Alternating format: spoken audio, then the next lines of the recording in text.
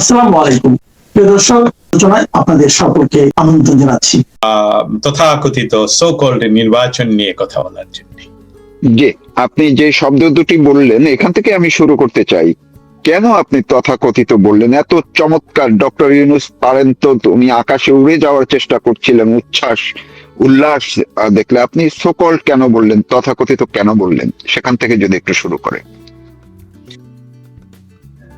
ধন্যবাদ। So called শব্দটা এই নির্বাচন সম্বন্ধে যিনি গত 2 মাসের মাঝে প্রথম ব্যবহার করেন, তার নাম এই মুহূর্তে আমার সামনে নেই, কিন্তু তিনি হলেন ব্রিটিশ এমপি। উনি পার্লামেন্টে সরাসরি তাদের বিদেশ মন্ত্রীকে, ফরেন সেক্রেটারিকে অনুরোধ জানিয়েছেন যে, এবং তিনি এভাবে বলেছেন সো কল্ড ইনক্লুসিভ নির্বাচন ইন বাংলাদেশ, সেই সম্বন্ধে উনি, অতএব সেটা আমার বাংলাদেশের মানুষ হিসাবে আমি জানি যে বাংলাদেশে কিছু কিছু বিদেশি শব্দ বাংলা হিসাবে ব্যবহার করা হয়, যেমন সো কল্ড, এটা অনেকটাই বাংলা শব্দ। যখনই আমরা বলতে চাই যে এটা সো কল্ড, সো আমাদের আর কোনো ট্রান্সলেশন করতে হয় না যে সো কল্ড নির্বাচন। তথাকথিত হলে অনেকে জিজ্ঞেস করতে পারে আপনাকে, ভাই তথা আবার কথিত একসাথে করে কি করলেন? কিন্তু সকল করলে তারা পরিষ্কার বোঝা যায় যে এটা শুধুই একটা সকল, মানে সকল, এটার অন্য কোনো ব্যাখ্যা নেই। তবে ডক্টর ইউনূস, দেখুন, আপনি আমাদের শারীরিক ব্যথাকে এখন সহজ মনে করি, নিতে পারি, জানিও না হচ্ছে, এরকম হয়। কারণ আমি বাংলাদেশের যে অবস্থা, সেই অবস্থার কালীন সময়ে আমরা এমন ভাবেই সংযুক্ত এই বাংলাদেশের পরিস্থিতির প্রতি সেকেন্ডের পরিবর্তন এবং যে উন্নয়ন হচ্ছে না, সেইখানে ডক্টর ইউনূসের উচ্ছ্বাস আপনি দেখতে পাচ্ছেন। এর মৌলিক কারণটা হলো সে, আমার যা ধারণা, আন্তর্জাতিক প্রেসারে হোক, অন্যান্য অনেক বিষয় যেসবগুলো এখনই বলার সময় নয়, ধীরে ধীরে আমরা প্রকাশ বলবো, সেই সময়গুলো আমার মনে হচ্ছে যে ওনার যে লন্ডন গমন, বিলাত গমন, সেখানে তারেকের সাথে কথা, এই সমস্ত কিছু মিলে উনি যে ওই পয়েন্টে পৌঁছতে পারলেন শেষে এখনো, কারণ সে ক্ষমতা আরোহণের কিছুদিন পরেই সে বুঝতে পারলেন যে এটা তো আমার শাস্ত্র নয়, এবং এখান থেকে এই বাঘের পিঠের উপর থেকে যে আমি সর হলাম পিঠের উপর থেকে, এখন নামবো কি করে, সেটার জন্য মনে হয় ওনার উচ্ছ্বাস। কিন্তু এই উচ্ছ্বাস কতদিন টিকবে বা উনি কোথায় চলে যাবেন সেটা আমরা পরবর্তীতে দেখব। কিন্তু নির্বাচনটাকে আমি অবশ্যই বলবো সো কল্ড। এর কারণ হলো আন্তর্জাতিক বিভিন্ন ইয়েতে যদি আমরা বলি, মানদণ্ডে যদি আমরা বলি, গণতান্ত্রিক মানদণ্ডে আমরা যদি বলি, ব্রিটিশ গণতান্ত্রিক মানদণ্ডে আমরা যদি বলি, আমরা এখন সবচেয়ে কাছে চলে আসি। পৃথিবীর সর্ববৃহৎ গণতান্ত্রিক দেশ, আমাদের পার্শ্ববর্তী দেশ, এবং আমাদের 71-এর স্বাধীনতা সংগ্রামের পরীক্ষিত বন্ধু রাষ্ট্র ভারতের গণতান্ত্রিক প্রক্রিয়ার কথা যদি বলি, সেখানে এটা অবশ্যই সো কল্ড। দেখুন, একটা সো কল্ড নিয়ে আমি কত লম্বা কথা বললাম, যদিও এটা বোঝাটা আমাদের খুবই সহজ, যে বাংলাদেশের ইতিহাসের সাথে, বাংলাদেশের জন্মের সাথে যে রাজনৈতিক দলটি যুক্ত, তাকে বাদ দিয়ে তারেক সাহেব গত 16 বছর ধরে উনি প্রবাসে বসে চেষ্টা করেছেন তত্ত্বাবধায়ক সরকারের অধীনে, নির্দলীয় সরকারের অধীনে সর্বদলের অংশগ্রহণ করেন। আই রিপিট ইট, সর্বদলের অংশগ্রহণ করে নির্বাচনে উনি যাবেন, না হলে উনি যাবেন না। আচ্ছা, ভালো কথা। তাহলে এই ডক্টর ইউনূস তো নির্দলীয় সরকার হলেন কি করে, যখন একটি দলকে উনি নিষিদ্ধ করে দিলেন? একটি দলকে যখন বললেন যে তোমরা নির্বাচন করতে পারবে না, তাহলে তো যারা আজকে এই তথাকথিত নির্বাচনে অংশগ্রহণ করে ঢেকুর তুলছেন জয় পরাজয়ের, তাদের জন্য আসলেই এটা দুঃখ সংবাদ যে বাংলাদেশের মানুষ এই নির্বাচনকে তথাকথিতই বলছে, সো কল্ড হিসেবে গ্রহণ করেছে, এবং তাদেরকে এই নির্বাচনে যা কিছু ঘটে, যা রেজাল্ট আসুক, সবকিছুই হলো এটার কোনো আন্তর্জাতিক মানদণ্ডে, বাংলাদেশের 55 ইয়ার্স এর মানদণ্ডে কোনো ক্রমেই এটা একটা গ্রহণযোগ্য নির্বাচন নয়। So let's finish that, it is a so called election. অনেক ধন্যবাদ আপনাকে। আপনি সো কল্ড নিয়ে যে ব্যাখ্যা দিলেন, খুবই যথার্থ ব্যাখ্যা। আমি যদি একটু আপনার কাছ থেকে, সারাদিনে তো অনেক আলোচনা হয়েছে, আপনি অনেক বিশ্লেষণ করেছেন, পর্যবেক্ষণ আপনি তুলে ধরেছেন বিভিন্ন ভাবে। যেহেতু আমার সঙ্গে আজকে এই প্রথম আপনার সঙ্গে কথা হচ্ছে, আপনার কাছে যদি একটু জানতে চাই যে অনেকেই তুলনা করছিলেন বা বলছিলেন আমরা 14, 18, 24-এর নির্বাচনকে সবচেয়ে কলঙ্কজনক কিংবা বলা হয় বিতর্কিত নির্বাচন। তাহলে এইটাকে, এই যে নির্বাচন গেল আপনার যে সোকল্ড, এই সোকল্ড নির্বাচনের সঙ্গে আপনি 14, 18-র পার্থক্য কি দেখতে পাচ্ছেন? মানে স্মরণীয় নির্বাচন তো হতেই পারে, যেরকম দীপু সাহাকে জীবন্ত পুড়িয়ে মারা, এটা তো আমরা স্মরণে রাখবো, তাই না? কিন্তু আমরা তো রিপিট করতে চাই না এই বিষয়টাকে। অতএব এই নির্বাচনটা স্মরণীয় হয়ে থাকবে, এই কথার সাথে আমি দ্বিমত পোষণ করতেই পারি না। এই নির্বাচনটা ঐতিহাসিকভাবে ডক্টর ইউনূস যেটা বলছেন, আমি এটার সাথেও দ্বিমত পোষণ করতে চাই না, পারি না। কারণ এটা আমরা মনে রাখবো, এটা 71-কে যেরকম ভাবে আমরা মনে রেখেছি, আমরা 75-এর 15ই অগস্টকে যেভাবে মনে রেখেছি, আমরা 5ই অগস্টের কথা জানি, আমরা 21শে অগস্টের কথা জানি, আমরা বহু ইতিহাস জানি, 52-এর কথা জানি, সেরকম আমাদের কালো অধ্যায়গুলোকেও আমরা মনে রাখবো। অতএব এই নির্বাচনটা কোনো ক্রমেই অনৈতিহাসিক, এটা আমি বলবো না। কারণ মেটিকুলাসলি ডিজাইন করে একটা নির্বাচনে ক্ষমতা দখল করে তারপর উনি একটি বড় বৃহৎ, বলবো শুধু না, বাংলাদেশের ইতিহাসের সাথে যা যুক্ত, পিতাকে বাদ দিয়ে সন্তানের ভালো চাওয়া মানুষগুলোকে অবশ্যই আমরা ভালো চোখে দেখি না। অতএব এই নির্বাচনকে আমরা অবশ্যই ইতিহাসের পাতায় তুলে রাখবো এইভাবে যে একটি নির্বাচনের নামে সেম ইলেকশন, তথাকথিত প্রদর্শনীর ইলেকশন, যে ইলেকশনের মাঝে বাংলাদেশের ম্যাক্সিমাম ভোটাররাই ভোট দিতে অংশগ্রহণ করেননি এবং এটাকে প্রত্যাখ্যান করেছে। সেই সাথে আরো একটি বিষয় আপনি প্রশ্ন না করাতেও আমি তুলে ধরি, সেটা হলো যে আরেকটি বিষয় খুব প্রকট ভাবে বাঙালি এই ডক্টর ইউনূস এবং তার গংকে বৃদ্ধাঙ্গুলি দেখাইছে। আমরা ইউরোপ আমেরিকাতে বৃদ্ধাঙ্গুলি ওকে, বাট আমাদের বাংলা ভাষায় বৃদ্ধাঙ্গুলি দেখেছি। সেটা কি, যে পশ্চিমা বিভিন্ন দেশের দূতাবাস সহ বাংলাদেশে সরকারে বসে জামাত এবং তার পোষ্য শিশু পুত্র অনেকগুলো, এর ভিতরে এনসিপি এবং ডক্টর ইউনূস, এই সকলে মিলে, শিশির মনিরের ওয়াইফ যিনি আমাদের গ্রামীণ ব্যাংক পরিচালনা করেন, এই সকল কিছু মিলে তারা এমন একটা পরিস্থিতি তৈরি করেছিল মানুষের মনে যে 71 হলো এটা ভুয়া জিনিস এবং সেটা ভারতীয় ষড়যন্ত্র। অতএব আমাদের ইসলামের জয় জয়কার, তথাকথিত ইসলাম, I have to say again, so called Islam, তথাকথিত ইসলামের জয় জয়কার হবে। মানুষ এখন সমানে ইসলামী দলগুলোকে, স্পেশালি এই নন ইসলামিক, যাকে মাইকেল রুবিন গত সপ্তাহে 5 তারিখে, ফেব্রুয়ারিতে 5 তারিখ এবং 9 তারিখে ন্যাশনাল প্রেস ক্লাব এবং ক্যাপিটাল হিলে উনি দুইবার আমার প্রশ্নের উত্তরে উনি বলেছেন যে yes, Jamaat Islam is a terrorist organization. এই টেররিস্ট অর্গানাইজেশন, তারা অতিরিক্ত ভোট পেয়ে তারা ক্ষমতায় আসীন হবে। বাংলার জনগণ তা প্রত্যাখ্যান করেছে। বাংলার জনগণ প্রত্যাখ্যান করার অর্থটা হলো যে তারা 71কে আবার 71কেই তারা হৃদয়ে ধারণ করে, বঙ্গবন্ধুকেই ধারণ করে। এখন কথা হতে পারে যে নির্বাচন যে হলো, তাহলে কি এই নির্বাচনটা আমরা কি আন্তর্জাতিকভাবে গ্রহণযোগ্যতা পাবে, 5 বছর টিকে থাকবে? Of course not, of course not.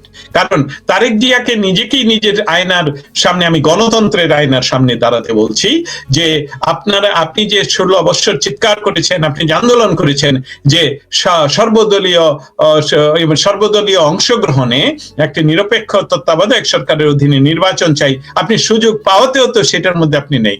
তাড়াতাড়ি নির্বাচন দাও, যে কোনো উপায়ে নির্বাচন দাও, তথাকথিত দস্তগীর জাহাঙ্গীর এটাকে সকল বলুক, we don't care, we want power, এই পথে তো উনি গেলেন। অতএব এটা টিকছে না। কিন্তু মন্দের থেকে তো আমরা কিছু টেকঅ্যাওয়েজ নিব, তাই না? সেই মন্দ থেকে যেটা দেখতে পেলাম যে বাংলার জনগণ সম্পূর্ণভাবে এই তথাকথিত ইসলামী দলগুলোকে প্রত্যাখ্যান করেছে, স্পেশালি এনসিপি কে প্রত্যাখ্যান করেছে। জামায়াত ইসলামের ভোট বোধহয় 3%-এর নিচে আপাতত যা দেখতে পাচ্ছি। সো আমরা বাঙালিকে স্যালুট জানাই। এই জায়গাটিতে আমি যে কথাটি একটু বলছিলাম, যে অনেকেই বলছেন বা আমরা দেখেছি শুধুমাত্র সামাজিক যোগাযোগ মাধ্যমে যে সেটি না, বাংলাদেশের মেইন স্ট্রিম সংবাদ মাধ্যমগুলোতেও দেখেছি যে ভোট যেমন বলা হয় বা 18-র ভোট রাতে হয়েছে কিংবা 24-এর ভোট একতরফা হয়েছে। তো এবার তো দেখা গেল অনেক আগে থেকে, মানে আগের দিন বিকেল থেকেই ভোটের এক ধরনের কিছু তৎপরতা আমরা দেখলাম, ভোট গ্রহণের বিভিন্ন জায়গায় ধরাও পড়েছে, টাকার উৎসবও দেখলাম। তো এইগুলোর সাথে আপনি কিভাবে 24 এবং 18-কে একটু মিলাবেন? না, আমি সেই কথাটা সংযুক্ত করতে চাই যে আপনার এই যে প্রশ্নটা আবারও আপনি তুলে আনলেন, সেটাতে আমি কেন গেলাম না, কিন্তু এখন আমি মনে করছি যে আমাদের দর্শক শ্রোতাদের জন্য এটা ব্যাখ্যা করা খুব প্রয়োজন। দেখুন, এটা কিন্তু একদম সরল অঙ্কের মতন ব্যাখ্যা করতে হবে, তুলনা করতে হবে। আমি যদি প্রশ্ন করি, আপনার এই প্রশ্নের বিপরীতে উত্তরের ছলে 2014 কি বাংলাদেশে কোনো রাজনৈতিক দল নির্বাচনে অংশগ্রহণ করা নিষিদ্ধ ছিল? 2018-তে ছিল, 2024-এ ছিল। কোন সময় কোন রাজনৈতিক দল নির্বাচনে অংশগ্রহণ করা আইন দ্বারা নিষিদ্ধ ছিল না। এখন যারা আমার কথা শুনে একটু পরে তির্যক আলোচনা করবেন যে না, জামাতকে তো নির্বাচন করতে দেওয়া হয়নি, এখানেও একটা আইনি ব্যাখ্যা আপনাদের জানা উচিত। বাংলাদেশের এখনো যেই ইসি বা ইলেকশন কমিশনের আন্ডারে নির্বাচন হচ্ছে, এই ইসি তারা বাংলাদেশের কোন কোন রাজনৈতিক দল কি কি নিয়মে তার সেখানে নির্বাচন করতে পারবে, নির্বাচনে অংশগ্রহণ করতে পারবে, সেটার নিয়ম রয়েছে। সেই নিয়মের একটি যেটা বেসিকটা হলো, বাংলাদেশের সংবিধানের কে ক্রস করে এমন কোন ম্যানিফেস্টো ওই সকল রাজনৈতিক দলগুলোর থাকতে পারবে না। যখন জামায়াতে ইসলামী বারবার আবেদন করছে, বারবারই তারা ফেরত দিয়েছে এই বলে যে আপনি বাংলাদেশের সংবিধানকে ফলো করতে হবে। এখানে আপনার অনেকগুলো বিষয় আছে যেটা সংবিধানের ক্রস করছে, সংবিধানের অনুচ্ছেদ ক্রস করছে। অতএব আপনাকে যদি নির্বাচন করতে হয় এই দেশে, তাহলে আপনাকে অবশ্যই এটা পালন করতে হবে। তো এটা তো নিষিদ্ধ তো নয়। যেহেতু কোন রাজনৈতিক দল নিষিদ্ধ ছিল না, অতএব ওই নির্বাচনগুলোতে বিএনপি বলছে যে আমরা তত্ত্বাবধায়ক সরকার ছাড়া নির্বাচন করব না, এবং আমরা তখনই নির্বাচন করব যখন তত্ত্বাবধায়ক সরকার আসবে। ওনাদের কথায় তত্ত্বাবধায়ক সরকার কোথায় পেলেন উনি? যে সরকার আসলো তাকে যদি আমরা বলি যে এটা তত্ত্বাবধায়ক, তো ইন্টারিমকেই যদি তত্ত্বাবধায়ক বলি, তাহলে তো ওনার প্রথম শর্ত থাকা উচিত ছিল যে বাংলাদেশের কোন রাজনৈতিক দল এখানে নির্বাচনে অংশগ্রহণ করা নিষিদ্ধ নয়, যদি তারা তত্ত্বাবধায়কের দায়িত্ব পালন করতেন। এখানে একটা। দ্বিতীয় আরেকটা, যেটা বিএনপি নিজে বলতে পারতো, যেটার জন্য আমি আন্দোলন করলাম, জনগণ যার জন্য আমাদেরকে হয়তোবা ভোট দেবে, আমাদের সাপোর্টে আসবে, সেটা তো ক্রস করে আমি তো নির্বাচন করতে পারি না। এটা হলো দ্বিতীয়টা। এখন সরলঙ্ক মতন তুলনা করার কথা কেন বললাম? দেখুন, শেখ হাসিনার সময় নির্বাচনে যাওয়া না যাওয়া ছিল আমার স্বাধীনতা, বিএনপির স্বাধীনতা, যে কমিউনিস্ট পার্টির স্বাধীনতা, জামাতের স্বাধীনতা ছিল। তারা যদি তাদের ম্যানিফেস্টো অথবা তাদের সংবিধান, তাদের যে রাজনৈতিক সংবিধান, সেটা পরিবর্তন করতো বাংলাদেশে অনুসারে, তাহলেও তারা অংশগ্রহণ করতে পারত। আমি যাইনি। আর আজকের এই সকল নির্বাচনে 15টি দলকে, আওয়ামী লীগকে নির্বাচনে নিষিদ্ধ ঘোষণা করা হলো। তাদের কার্যক্রম নিষিদ্ধ, তারা বলে নিষিদ্ধ নয়, বলে কার্যক্রম নিষিদ্ধ। আমি যদি শাসি না নিতে পারি তাহলে আমি জীবিত থাকবো কি করে? সেই ঘটনাটা সেইভাবেই তারা নিষিদ্ধ করে এই নির্বাচন করা হয়েছে। অতএব আমাদেরকে অঙ্কের মতন কেন বললাম? অঙ্কে তো আমরা সবসময় কোনো একটা ধ্রুবক ধরলেও সেই যে ধ্রুবক সেটা আমরা প্রমাণ করি। সেই হিসাবে আমি বলছি যে এখানে কোনো ধরনের সাদা কালোর বাইরে যাওয়া যাবে না। শেখ হাসিনার নির্বাচনের সময় বিরোধী দল পলিটিক্যাল গেইন করার জন্য, শেখ হাসিনাকে বিপদে ফেলানোর জন্য, রাজনৈতিকভাবে গেইন পাওয়ার জন্য তারা নির্বাচনে অংশগ্রহণ করে নাই। There was no party was banned. So এই টাইমে এসে পার্টি ব্যান করে দিয়ে এবং অন্যান্য 14 দলের অন্যান্যদেরকে জেলে পরে রেখে তাদেরকে জীবন তাদেরকে হত্যা করা হবে, এই সকল হুমকি দিয়ে তাদেরকে নির্বাচনের বাইরে রাখা হয়। অতএব এখানে আপনি যে প্রশ্নটা করেছেন যে এইসব সমালোচনার আগের নির্বাচনগুলোর সমালোচনা, আপনাকেই আমি জিজ্ঞেস করি, এখন কি বলবেন? আপনি তো দেখতে পাচ্ছেন তুলনামূলকভাবে ওই নির্বাচনগুলো এই নির্বাচনের চেয়ে হাজার গুণে বেটার ছিল, কারণ সেখানে আমার স্বাধীনতা ছিল আমি অংশগ্রহণ করব কি করব না। এখানে আওয়ামী লীগকে যদি নিষিদ্ধ ঘোষণা করা না হতো তাহলে আজকে কি মনে করেন যে বিএনপি যতগুলো সিট পেয়েছে এতগুলো সিট বিএনপি পেত? আমি তো মনে করি না, এবং সাধারণ মানুষ কেউ মনে করে না। অতএব এই নির্বাচনটা আসলেই সো-কল্ড বেটার নির্বাচন ছিল 2024-এ, বেটার নির্বাচন ছিল 2018-তে, অবশ্যই বেস্ট নির্বাচন ছিল 1970 এবং পরবর্তীতে অনেকগুলো নির্বাচন, যেসবগুলো কিছু হয়তোবা মাইক্রো আর কিছু ম্যাক্রো বিষয় এর ভিতরে ছিল, সেসবগুলো নিয়ে পরবর্তীতে আলাপ করব। আমি একটু গণভোট নিয়ে, যে গণভোটটা আজকে গতকালকে দুটি ভোট ছিল, একটি হচ্ছে জাতীয় সংসদ নির্বাচন আর একটি গণভোট। এই যে গণভোটে সরকার প্রধান থেকে শুরু করে সবাই রাষ্ট্রীয় টাকা খরচ করে 100 কত কোটি টাকা খরচ করে হা ভোটের পক্ষে প্রচার করা হলো। তারপরেও এই যে সেনা নিয়ন্ত্রিত নির্বাচন যেভাবে হলো, তারাও হা ভোটের পক্ষে কাজ করেছে। এরপরও এত পার্সেন্ট, প্রায় 40% মতো, 25% মতো যে না ভোট পড়লো, এই না ভোটটা কারা দিল? আপনার প্রশ্নের উত্তর দেয়া একটু কঠিন হবে এই জন্যে, তারা এই নাম্বারগুলো এখন যে সকল বলছে এসবগুলো ফাইনাল না হওয়া পর্যন্ত সঠিকভাবে এই আলোচনায় যাওয়া যাবে না, কিন্তু আমরা ভেগ হিসেবে আলোচনায় যেতে পারি। প্রথমত, গণভোট কি? গণভোট কে করতে পারে? গণভোট করার অধিকার কার বা অথরিটি আসে থেকে? আমরা লিগালিটি, অথরিটি এসবগুলো যদি না বুঝি, না জানি না, তাহলে তো এই গণভোটের কথা নিয়ে, মানে গণভোট নিয়ে যারা যা করছে তারা না বুঝেই করছেন। বাংলাদেশের সংবিধান অনুসারে কোনো বিষয়ে গণভোট করার একমাত্র অধিকার হলো বাংলাদেশ পার্লামেন্টের, যেটা গত পার্লামেন্ট কে ডিজলভ করলো, কেন করলো, সেসবগুলো আমরা জানি না। আগামী পার্লামেন্ট না হওয়া পর্যন্ত গণভোট হওয়ার কোনো কারণ নেই। অতএব এটা সম্পূর্ণ ইল্লিগাল গণভোট। যেই ভ্রূণের জন্মই হবে না, যে ভ্রূণটাই জন্ম নিল না, তার ভবিষ্যৎ নিয়ে আমরা কি আলাপ করতে পারি? এখানকার বলা যেতে পারে যে হ্যাঁ, গণভোটের যে চাপ তারা প্রয়োগ করেছে সরকার, মানে যে মেটিকুলাসলি ডিজাইন সরকার, ইন্টারিম ইল্লিগাল অসাংবিধানিক সরকার, তারা তাদের সমস্ত বাহিনী, আপনি তো ইউ নেই মি, আপনি সশস্ত্র বাহিনী থেকে আরম্ভ করে পুলিশ, বিডিআর, আমলা, কামলা, এভরিবাডি সরকারের সাথে যারা যুক্ত, সবাইকে গণভোটে হাঁ করার জন্য তারা করেছেন, প্রচারণা চালিয়েছেন।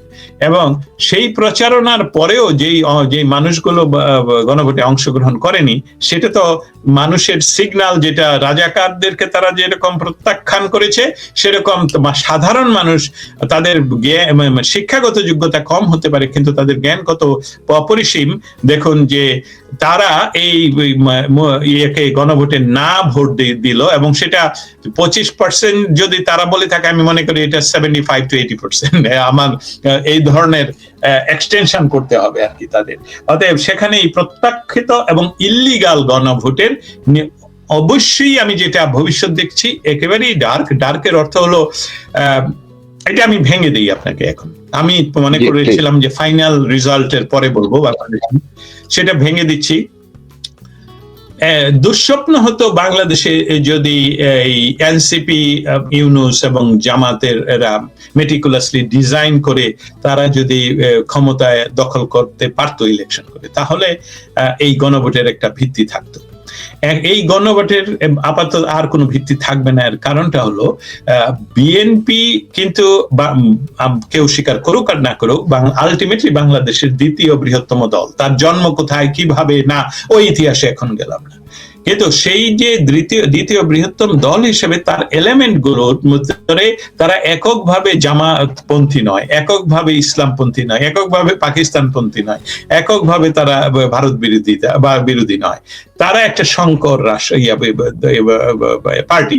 অতএব সেখানে অনেক বেশি অংশই হলো বাংলাদেশের 71-এর স্বাধীনতার পক্ষের মানুষ রয়েছে, সেখানে অনেকেই রয়েছে, রাজাকার রয়েছে, অনেক রয়েছে, এমনকি জামাতের যারা লুঙ্গির নিচে থাকে তারাও আছে, কিন্তু শক্তিশালী অনেকগুলো এলিমেন্ট সেখানে রয়েছে।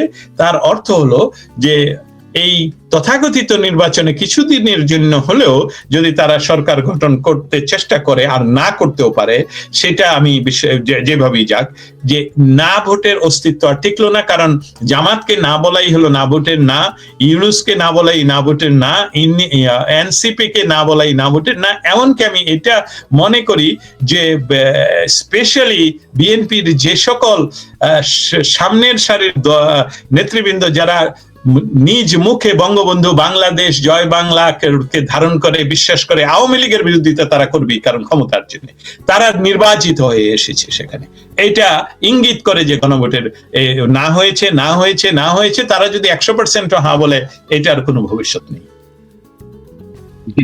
আমি একদম শেষ পর্যায়ে আপনার কাছে আরেকটা প্রশ্ন করতেই চাই। এই যে আপনি বললেন সরকার গঠন করবে, এখন রেজাল্ট কালকে হয়তো হবে, আমরা দেখতে পাচ্ছি এর মধ্যে এনসিপির নাহিদ ইসলাম তারা সবাইকে কোথায় কোথায় যেন ডেকেছেন, আগে তো রাজুটের ডাকতেন, এখন নাকি কোথায় ডাকছেন সবাইকে। তাহলে আগামী কালকে বা পরশু এই ফলাফল ঘোষণাকে ঘিরে কিংবা ফলাফল ঘোষণার পর সরকার গঠনের প্রক্রিয়া কেমন হতে পারে? আপনি কোনো আশঙ্কা করছেন কিনা? কি শান্তিপূর্ণভাবেই হবে নাকি কোনো অন্য কিছু হবে? এই আশঙ্কাটা, ধন্যবাদ, এটা নিয়ে আমরা একটু সময় ব্যয় করতে হবে, অপেক্ষা করতে হবে। আর কারণ কি, যে ডক্টর ইউনূস এবং তার সাথে এই যে কিছু দালাল প্রকৃতির লোক রয়েছে, যেমন আমেরিকা থেকে একজন গিয়ে যিনি কমিশনের প্রধান ছিলেন আলী রিয়াজ, এরা পরিকল্পনা ছিল যে এমনকি 50-50 যদি তারা করতে পারতো, তাহলে তারা তাদের এখনো এই পরিকল্পনা থেকে যে তারা বের হয়ে আসেনি সেটা প্রমাণ হবে 24 ঘন্টার ভিতরে। সেটা বলি, তাদের ইচ্ছা ছিল যে এই না ভোটে গণভোটে হ্যাঁ জয়যুক্ত হবে, জামাত এবং এনসিপি এরা অনেক বেশি সিট দখল করবে, তখন তারা অফার করবে বিএনপি কে, বা আমি একদম সরল ভাবেই বলছি, অফার করবে আসুন আমরা একটি জাতীয় সরকার গঠন করি এবং সংবিধান পরিবর্তনের করতে হবে, আমরা সংসদ আগামী 6 মাস আমরা এটা গণপরিষদ হিসাবে চালাবো, সেসবগুলো তারা নিজেরাও বলেছে। কিন্তু আমি বলি, রাজনীতি এবং সমাজ, রাজনীতি শুধু নয়, সময় এমন একটি বিষয়, এই পর মুহূর্তের ঘটনাগুলো সমস্ত কিছু কন্ট্রোল করে। এই মুহূর্তে আমরা দেখতে পাচ্ছি বাংলাদেশের জাতীয়তাবাদী দল তারা অনেক ভোটেই নাকি এগিয়ে আছেন, অতএব ইতিমধ্যে তাদের হাতে আর নাটাইটা নাই সেরকম শক্তভাবে ইউনূসের হাতে বা আলী রিয়াজদের হাতে। কিন্তু যেহেতু ইউনূস গং, আলী রিয়াজ, এমনকি সশস্ত্র বাহিনী, এই 3 পিস যদি একত্রিত হয়ে হ্যাং করে দেয় বা তারা বিভিন্ন প্রক্রিয়া করতে পারে, একটি প্রক্রিয়া হলো যে আসুন সম্মিলিত ভাবে আমরা একটা সরকার গঠন করি 1 টার্মের জন্য, পরবর্তীতে আমরা দেখব, কারণ আমাদের এই করতে হবে সেই করতে হবে, এই লাইনে গেলেই একটি গণ বিস্ফোরণ ঘটবে। আই মিন ইট, গণ বিস্ফোরণ ঘটবে এই লাইনে ওরা গেলে। কারণ মানুষ ওই সকল জামাতে ইসলামী এবং ইউনূস এদেরকে প্রত্যাখ্যান করেছে, কিন্তু এই ভোটে সরাসরি প্রত্যাখ্যান করেছে, এবং এটা খুব তরতাজা। অতএব তারা যদি দ্রুততম সময়ে নির্বাচিত তথাকথিত এই নির্বাচনে যারা তথাকথিত ভোটে নির্বাচিত হয়েছেন তাদের হাতে ক্ষমতা হস্তান্তর প্রক্রিয়া 24 ঘন্টার ভিতরে না শুরু করেন, তাহলে মানুষ রাস্তায় নেমে আসবে। তখনই একটা মহা বিপ্লব ঘটবে, যেখানে বাংলাদেশের অবস্থা 71-এর যে যুদ্ধটা এখনো চলমান সেটার অংশ বিশেষ হিসাবে সামনে যাবে, এবং বাংলাদেশের স্বাধীনতার পক্ষের মানুষেরা বিজয় অর্জন করবে। জামায়াতে ইসলামী সহ সমস্ত দলকে শুধু নিষিদ্ধ নয়, তাদেরকে সমূলে বাংলাদেশকে উৎপাদন করবে।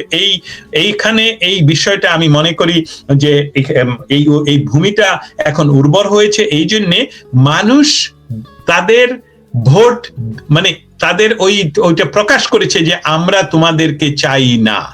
তারপরেও যদি তারা ধরে রাখতে চায় দেন তাহলে তারা রাস্তায় নেমে আসবে। এবং সেটা আমরা আলোচনা করতে হয়, আমাদের গবেষণা করতে হয় যে একক একটা ব্যক্তি কি রিয়াক্ট করে আর মব কি রিয়াক্ট করে। মবের কিন্তু একটা ক্যারেক্টার হয়, সেই মবকে যদি যে আপনি জ্বালিয়ে দিতে পারেন যে না এদেরকে বিতাড়িত করতে হবে কারণ আমরা ভোট দিয়েছি, তাদেরকে না করেছি, তারপরেও তারা 6 মাস আরো ক্ষমতায় থাকতে চায়, তাহলে যমুনা নদী পর্যন্ত নিয়ে যেতে তাদের 1 মিনিট লাগবে। বাংলাদেশের মব 1 মিনিট, মানে আমি গণমানুষের কথা বলছি, এই স্বৈরাচারী ইউনূসের মবের কথা বলছি না। ধন্যবাদ। জি, অনেক ধন্যবাদ আপনাকে। দর্শক যারা এতক্ষণ আমাদের কথা শুনছিলেন, কথা বলছিলেন সাংবাদিক দস্তগীর জাহাঙ্গীর, তিনি তার স্বভাবসুলভ ভঙ্গিতে যেই কথাগুলো বললেন, প্রত্যেকটি শব্দ, প্রত্যেকটি বাক্য কিন্তু তিনি খুবই ধারালো ভাবে উপস্থাপন করেছেন। আপনারা একটু মনোযোগ দিয়ে তার কথাগুলো শুনলে বুঝতে পারবেন যে আসলে এই নির্বাচনটি কি হয়েছে। নির্বাচনের নামে যে তামাশা, যে নাটক হয়েছে, এবং এখনো নাটকের শেষাংশ আসলে বাকি আছে সরকার গঠনের মধ্য দিয়ে, সেই কথাগুলোই তিনি বললেন। আশা করি এই কথার মধ্যে দিয়ে অনেক নতুন কিছু আপনারা কিন্তু আপনাদের মাথায় নিতে পারবেন। সবাই ভালো থাকুন,